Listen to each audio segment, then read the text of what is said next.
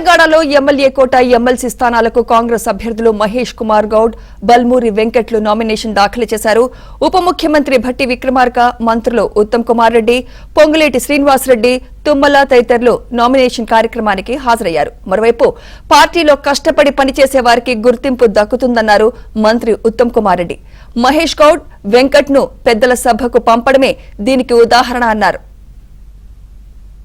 Congress party పక్షాన శాసనసభ కోట నుంచి అఖిల భారత కాంగ్రెస్ కమిటీ తెలంగాణ రాష్ట్ర ఇన్ఛార్జ్ దీపాదాస్ మున్షి గారు, ముఖ్యమంత్రి రేవంత్ రెడ్డి గారు, ఉప ముఖ్యమంత్రి భట్టి విక్రమార్క గారు అందరూ కలిసి ఏకగ్రీవంగా మహేష్ కుమార్ గౌడ్ గారిని, బల్మూరి వెంకట్ గారిని శాసనసభ కోట నుంచి శాసన మండలి సభ్యులుగా కాంగ్రెస్ పార్టీ పక్షాన ఈరోజు నామినేషన్ ఎంపిక చేయడం జరిగింది.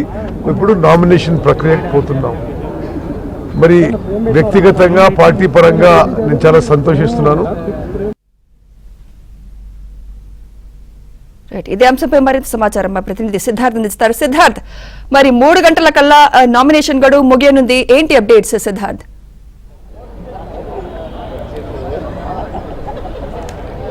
Thank you Sumitra. కాంగ్రెస్ పార్టీకి సంబంధించినటువంటి 2 అభ్యర్థులు నామినేషన్ వేశారు. నిన్న ఏఐసిసి ఒక కీలకమైన నోట్ని విడుదల చేసింది. మహేష్ కుమార్ గౌడ్, బల్మూరి వెంకట్ ఈ ఇద్దరిని ఎమ్మెల్సీలుగా డిక్లేర్ చేస్తూ ఒక నోట్ విడుదల చేసింది. ఈరోజు ఉదయం 11 గంటలకు నామినేషన్ పత్రాలతో వచ్చినటువంటి బల్మూరి వెంకట్, మహేష్ కుమార్ గౌడ్ కాసేపటి క్రితమే అసెంబ్లీ లోపలికి వెళ్ళి నామినేషన్ పత్రాలను దాఖలు చేశారు. ఆ నామినేషన్ పత్రాలు ఇచ్చేటువంటి సమయంలో పలువురు మంత్రులు హాజరయ్యారు, అదేవిధంగా పలువురు ఎమ్మెల్యేలు కూడా హాజరయ్యారు. ఒక్కొక్క నామినేషన్ పత్రంపై 10 మంది సంతకాలు పెట్టాలి ఎమ్మెల్యేలు. ఇద్దరికి సంబంధించి 20 మంది ఎమ్మెల్యేలు సంతకాలు పెట్టారు. మొత్తానికైతే నామినేషన్ పత్రాలను లోపల ఇచ్చేశారు. ఇక మిగతా వాళ్ళు కూడా ఎవరు ఏ పార్టీ నుంచి కానీ, ఇటు బీఆర్ఎస్ నుంచి కానీ బీజేపీ నుంచి కానీ పోటీ ఎవరు చేయట్లేదు, నామినేషన్ ఎవరు వేయలేదు. ఇంకొక 2 గంటల్లోనే నామినేషన్ల ప్రక్రియ ముగుస్తుంది, దాని టైం అయిపోతుంది. ఇక 2 గంటల్లో మిగతా వాళ్ళు ఎవరు వేయకపోవచ్చు. సో వీళ్ళ ఎన్నిక లాంఛనమే అని చెప్పుకోవచ్చు. దీనికి సంబంధించి రేపు స్క్రూటినీ ఉంటుంది. దాని తర్వాత నామినేషన్ల ఉపసంహారానికి గడువు ఉంటుంది. కానీ ఏ ప్రాసెస్ లేకుండానే 28వ తారీఖున దీనికి సంబంధించినటువంటి రిజల్ట్ని అనౌన్స్ చేసి ఈ ఎన్నికైనట్టు నియామక పత్రాలు అసెంబ్లీలోనే అందజేస్తారు. సో మొదటిగా దీన్ని జాయింట్గా దీనికి సంబంధించినటువంటి నోటిఫికేషన్ వస్తుందని భావించారు.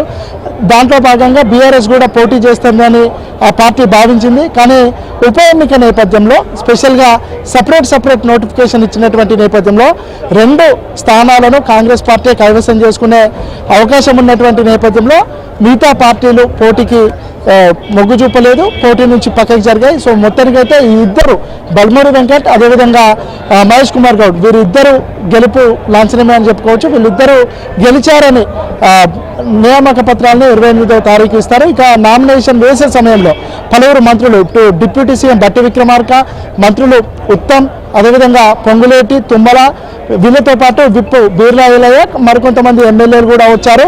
ఇంత నామినేషన్ వేసే సమయంలో ఉత్తమ్ కుమార్ రెడ్డి ఇక్కడ మీడియాతోని మాట్లాడారు. కాంగ్రెస్ పార్టీలో పనిచేస్తే, కాంగ్రెస్ పార్టీ గెలుపు కోసం పనిచేస్తే, ఓపికగా పనిచేస్తే ఖచ్చితంగా వాళ్ళను పార్టీ గుర్తిస్తుంది అని చెప్పడానికి ఇది ఒక ఉదాహరణగా భావించవచ్చు.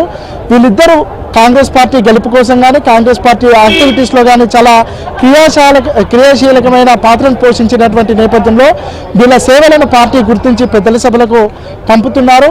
కాంగ్రెస్ పార్టీలో ఎవరు అధైర్యపడాల్సిన అవసరం లేదు. కష్టపడితే ఖచ్చితంగా ఫలితాలు దక్కుతాయని చెప్పడానికి ఇది ఒక ఉదాహరణ అని వాళ్ళు చెప్పినటువంటి నేపథ్యం. ఇక నిన్న మహేష్ కుమార్ గౌడ్ కానీ, బల్మూరి వెంకట్ కానీ ఏబిఎన్కి ఇచ్చినటువంటి ఇంటర్వ్యూలో కూడా తాము మొన్నటి వరకు చేసినటువంటి అంటే గత ప్రభుత్వంపై చేసినటువంటి డిమాండ్లే ఇప్పటికీ నెరవేర్చాల్సి ఉంది. ఈ ప్రభుత్వం, కాంగ్రెస్ ప్రభుత్వం ఖచ్చితంగా ఇచ్చినటువంటి హామీలను, ముఖ్యంగా ఈ 6 గ్యారంటీ స్కీమ్లతో పాటు గత ప్రభుత్వం చేయనటువంటి విషయాలన్నింటినీ కన్సిడర్ చేస్తుంది. 6 గ్యారంటీ స్కీమ్లను ఖచ్చితంగా అమలుపరుస్తుంది. ఇద్దరు ఎన్ఎస్యుఐ ప్రెసిడెంట్గా ఒకరు ఉన్నారు. గతంలో మహేష్ కుమార్ గౌడ్ గతంలో ఎన్ఎస్యుఐ ప్రెసిడెంట్గా చేశాడు. ఈ ఎన్ఎస్యుఐకి దక్కినటువంటి గౌరవంగా మేము దీన్ని భావిస్తూ ఉన్నాం. కాంగ్రెస్ పార్టీలో పని చేస్తే ఖచ్చితంగా ఫలితాలు దక్కుతాయనడానికి మేమిద్దరమే ఎగ్జాంపుల్ అని ఇద్దరు ఏబిఎన్తో చెప్పినటువంటి విషయం. ఇక దాంతోపాటు బీసీలను కాంగ్రెస్ పార్టీ దూరం పెట్టిందని ఎన్నికల ముందట ఒక చర్చ జరిగింది. ఇప్పుడు బీసీకి ఎమ్మెల్సీ ఇవ్వడం ద్వారా ఈ గతంలో కాంగ్రెస్ పార్టీకి బీసీలకు మధ్యలో ఒక గ్యాప్ ఉందన్నటువంటి వాదనని దానికి ఒక చర్మగీతం పాడి ఒక బీసీకి ఎమ్మెల్సీ ఇవ్వడం ద్వారా బీసీ వర్గాలన్నీ కాంగ్రెస్ పార్టీ వైపు చూస్తున్నాయని మహేష్ కుమార్ గౌడ్ చెప్పారు.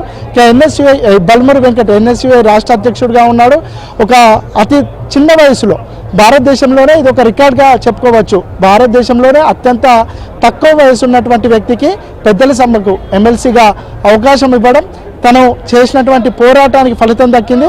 మొన్నటి వరకు గత ప్రభుత్వంపై ఏవైతే డిమాండ్లు చేశారో ఆ డిమాండ్ల పరిష్కారం కోసం ఈ ప్రభుత్వంలో తన ప్రభుత్వంలో తాను ముందుండి ఈ సమస్యలన్నింటినీ ప్రభుత్వం దృష్టికి తీసుకెళ్ళి, ముఖ్యంగా విద్యార్థులు నిరుద్యోగాల అంశాలను ప్రభుత్వ దృష్టికి తీసుకెళ్ళి వాటిని ఒక ఫ్రూట్ఫుల్ కంక్లూజన్గా వచ్చే వరకు తాను పోరాడతాను, కృషి చేస్తానని బల్మూరి వెంకట్ చెప్పినటువంటి నేపథ్యం. సో మొత్తానికైతే నామినేషన్ ప్రక్రియ కాంగ్రెస్ పార్టీకి సంబంధించిన అభ్యర్థుల నామినేషన్ ప్రక్రియ ముగిసింది.